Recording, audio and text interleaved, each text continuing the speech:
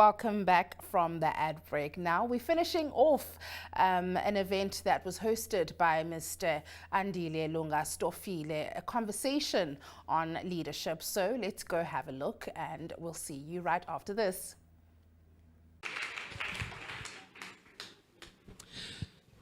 Sanbonan. My name is Musa Mahlaba. So my heart is teased. And with that said, there's a lot of things that have been said in the room.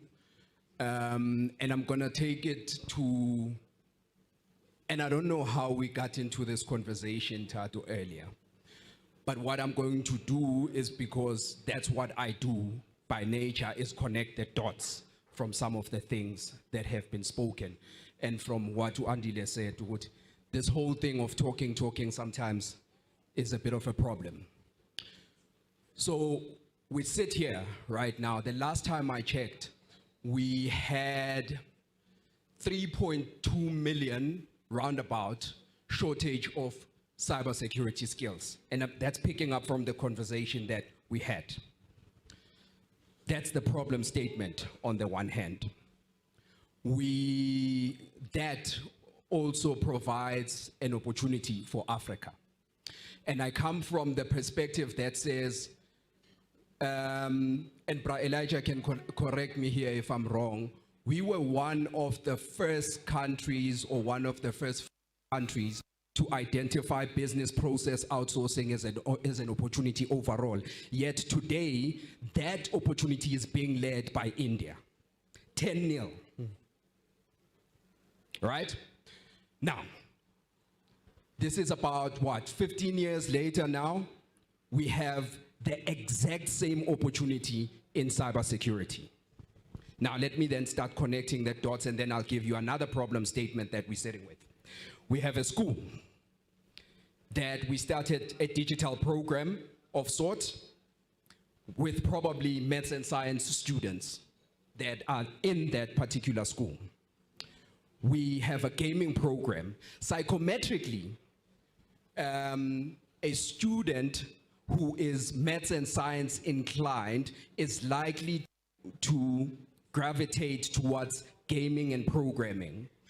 Psychometrically, that same student, if they don't go into gaming, is a likely candidate in a technology field, right? That same student is a likely student that would then would go into an ICT field, but with their downtime, be an educator in the gaming and programming field as well. So think of this 3.2 million shortage of skills globally that I've just spoken about. This is now an area that's not yet saturated. Huge opportunity for South Africa. Huge opportunity for Africa as a whole. In terms of if we take the original concept of the business process outsourcing from the perspective of audibility, at that time it was a case of you take a typical dialect in South Africa, that person is audible to a person in India, audible to a person in Britain, audible to a person in whichever other country. Now, and the dot I'm connecting here is, if we took X amount of students from the school that we've spoken about, took those and made them a direct feeder into the program, right? X amount of students, direct feeder into a program, direct feeder into, I am certain in this room, there's at least 3 or 4 companies that are in ICT, right? Now, again, if you look at the overall budget slice of any organization, private and public sector, in South Africa, Africa, and globally today, and you look at any CEO priorities, cybersecurity sits on top. That's opportunity. that is opportunity as well, right? Now, I've already taken, if you said 5 students end up in the program, 5 students, out of the 5 students, 3 of them end up in a ICT from a training perspective, right, are being trained. Those are likely 3 students or 2 of the 3 out of the 5 that end up being employed in a particular industry that has a 3.2 million shortage globally.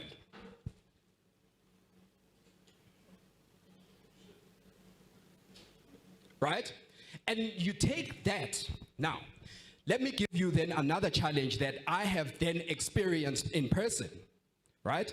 In trying to solve that problem, we then set with, and this is, I'm going to make it a bit of a little challenge in that then we were approached as a company by a particular company, training partner, who said, Matlaba, we would like to partner with you in training these cybersecurity skills in South Africa. Guess where we fell short? They couldn't get that partnership going because that particular company is of Israeli descent. And in South Africa, they therefore don't get open to opportunity to train people where there's a shortage of skills, right? So they didn't get that opportunity to then be able. Maybe I didn't knock on right doors. I'll take the blame for that, right?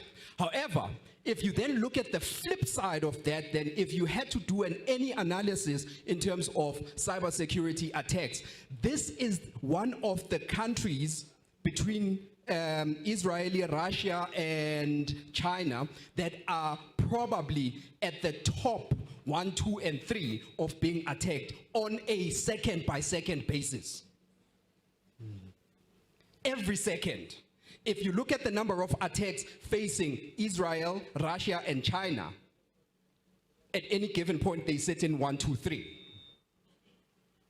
What that means is those skills, those people that we're offering to train are the people that deal with this problem statement on a daily basis, so they know how to train a cyber operative.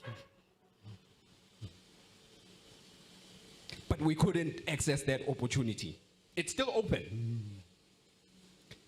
But that's why I was talking to the ability to then connect dots to say there is a student that's able, there is an opportunity, there is an overall problem statement, in fact, a number of problem statements that could be solved. But that then solves other social problems, including the problem of employment and youth employment overall. And that is an exportable skill as well, over and above that. So from a multiplier effect, solving that problem of unemployment, you could solve that problem twice, 3 times, or 5-fold, because it's an exportable skill. So that's just food for thought. Thanks. So let me do this, ne? And I know that, you see, I normally say that you've got a board meeting. Mr. Mbete, Utumo on the other side. Bob Seth, unless you've got like something pending, which is like 1 minute, because I know your passion. Mr. Mbete, Utumo, ulapha ngasemva mos. So I usually say that there's a board meeting, which has got the company secretary, and then there's the real board meeting, which does not have the company secretary. You see, right now, where we are going to is the board meeting without the company secretary. I'm also very conscious of people's time. I did promise that by 9 o'clock we'll release people. So what I suggest is that, or my commitment is that, is that I'm going to galvanize, whether it's, I don't know what these companies, I don't want to call them McKinsey or funny, you know, but we'll galvanize an entity that we're going to partner with, whereby we are able to have these deliberations, but more importantly is how do we action? For me is how do we then say that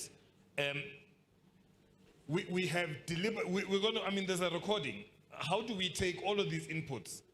And then when we then present back to the membership of the leadership with the Soul Institute, which is a shell, it then becomes empowered based on the mandate to be able to do what it needs to do. So and unfortunately, that is all that we have for you for tonight. And that was a conversation that was hosted by Mr. Andile Lunga Stofile right here on Channel 260. But unfortunately, that is all that I have for you for tonight. But please do join me next week, same place, same time, right here on Channel 260 with myself, Sinazo January. But that is all that we have for you. Until next time.